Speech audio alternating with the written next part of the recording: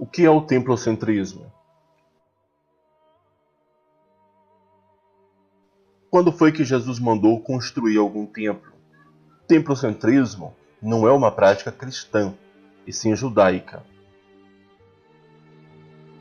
Templo só existia um, o Templo de Salomão. As sinagogas eram locais de estudo.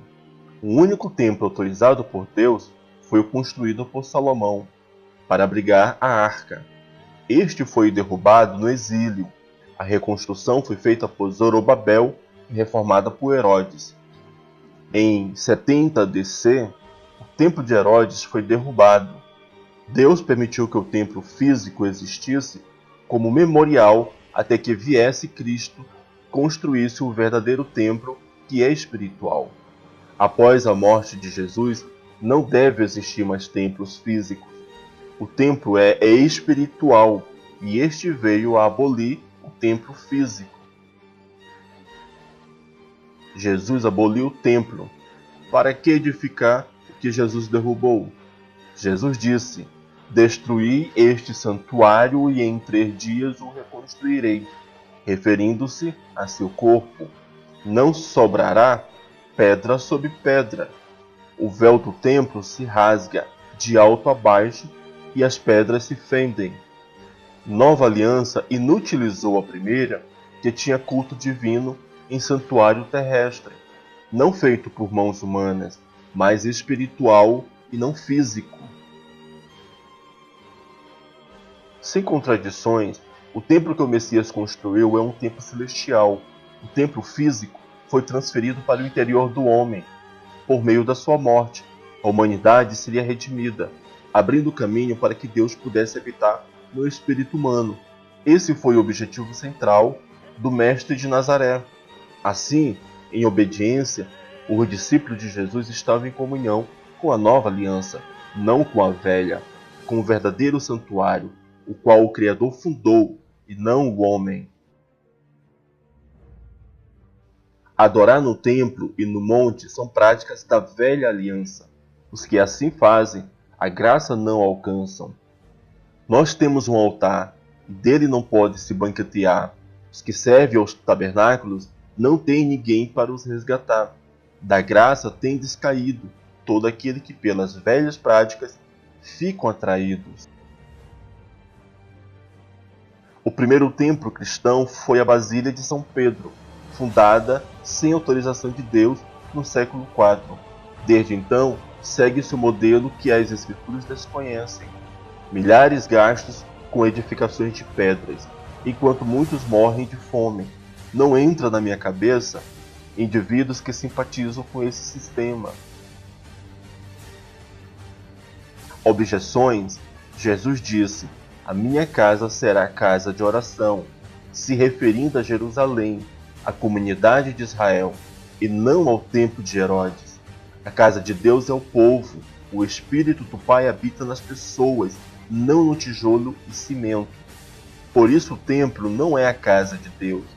Se o templo fosse a casa de Deus, jamais poderia ser o templo protestante, mas sim o judeu.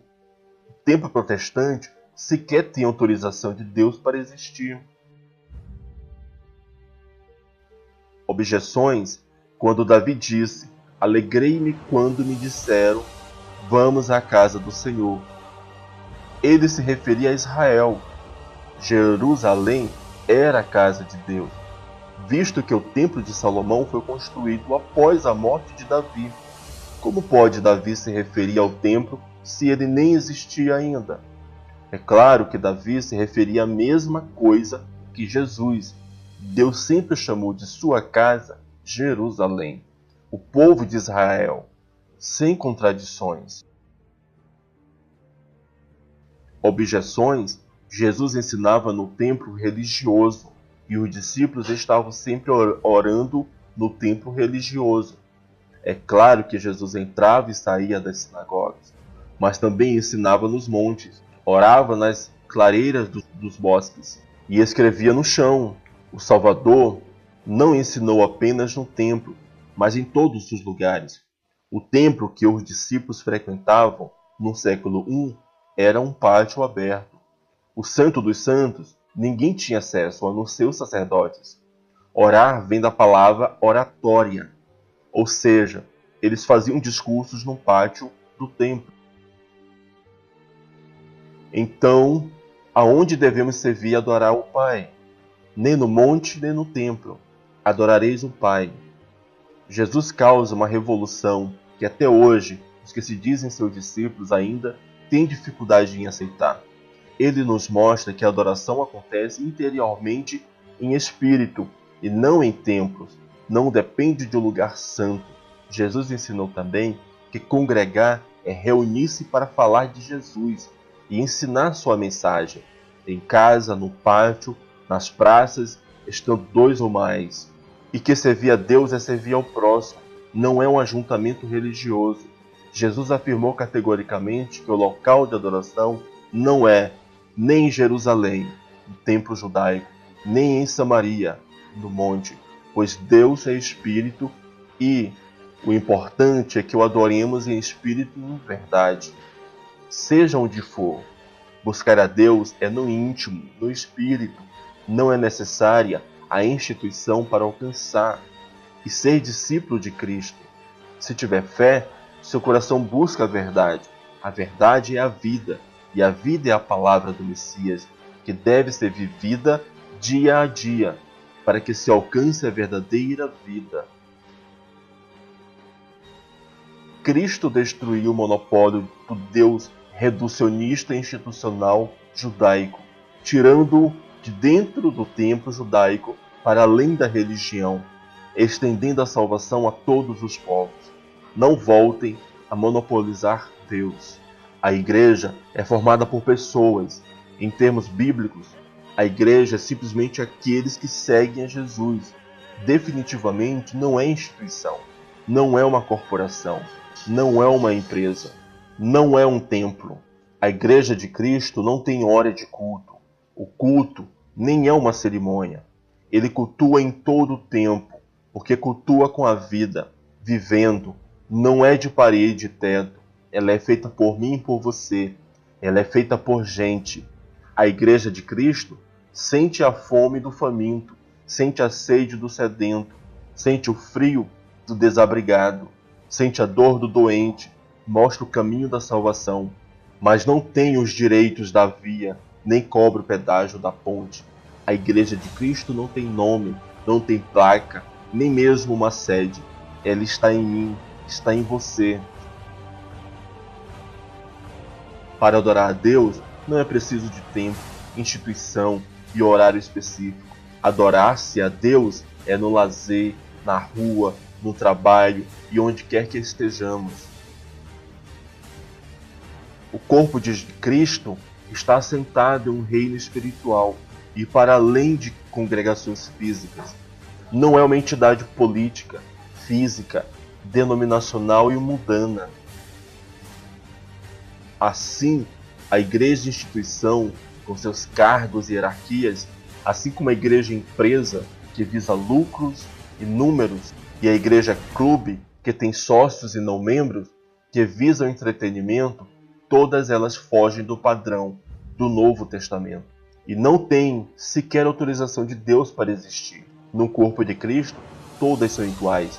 Os apóstolos não fundaram um clero sacerdotal, nem se portavam como líderes religiosos, mas simplesmente como irmãos, servos pelos quais o Evangelho foi anunciado. Quem é a igreja? É em qualquer lugar e não precisa de patrulhamento. Você deve encarnar as palavras de Jesus no seu dia a dia. Você deve atender os necessitados. Você deve servir ao próximo. Você deve anunciar o Evangelho e ter comunhão com os pobres e necessitados. Não é pagar para alguém fazer isso no seu lugar. O sacerdócio é de todos os santos, e o mesmo não é cargo, nem um trabalho, mas um privilégio. Pregar o Evangelho, vivendo no dia a dia, tarefa para todos. Usufruir da comunhão é para todos. Essa consciência foi sendo perdida a cada geração, e todos que tentam retornar à simplicidade da mensagem, profundamente ousada do Mestre, são taxados como hereges. Não estou querendo ser radicalmente contra os templos, mas contra os ensinos de que os templos, que são apenas locais e instituições religiosas, é a Igreja de Jesus Cristo. As casas de oração não são desnecessárias, muito pelo contrário. São importantes, ajudam a compartilhar os evangelhos de Jesus Cristo, a reunir os irmãos em Cristo para a comunhão e traz muitos outros benefícios sociais. Com certeza tem seu valor. Mas o problema foi institucionalizar a casa de oração, foi dividi-las em placas denominacionais e assim chegam a monopolizar Deus e os seus ensinamentos. E hoje dizem que estes locais é a Igreja de Jesus Cristo, é a habitação de Deus, superando o engano, ultrapassando os erros e caindo no engodo das heresias. Jesus disse à mulher samaritana: o tempo virá em que nem neste monte nem em Jerusalém adorareis o Pai. A hora vem e agora é, em que os verdadeiros adoradores adorarão o Pai, em espírito e em verdade, porque o Pai procura a tais que assim o adorem. Deus é espírito e não precisa ser adorado de forma física em templo. Infelizmente, a grande maioria ainda não entendeu, mas prefere viver debaixo da pobreza espiritual dos primeiros rudimentos, idolatrando locais, relíquias e cerimônias sagradas do velho concerto, que é o reflexo de pessoas carnais e terrestres.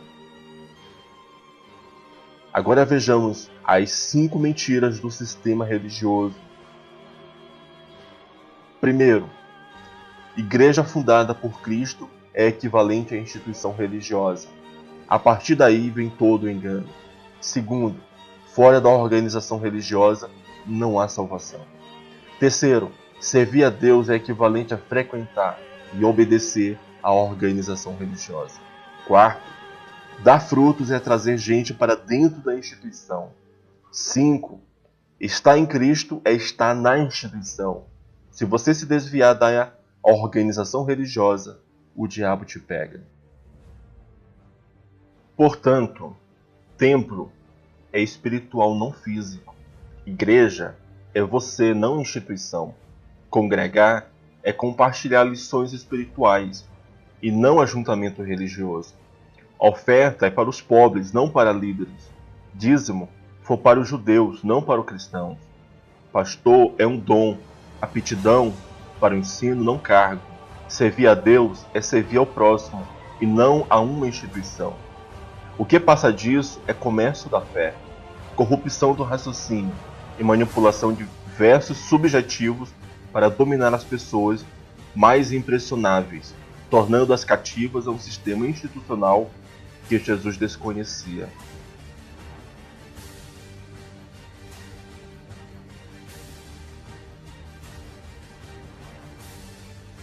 Por fim, que Deus te abençoe e até o próximo vídeo. Você não perde por esperar. Que a paz e graça do nosso Senhor, Jesus Cristo, esteja com você. Ao Rei Eterno, o Deus único, imortal e invisível, sejam honra e glória para todo sempre. Amém.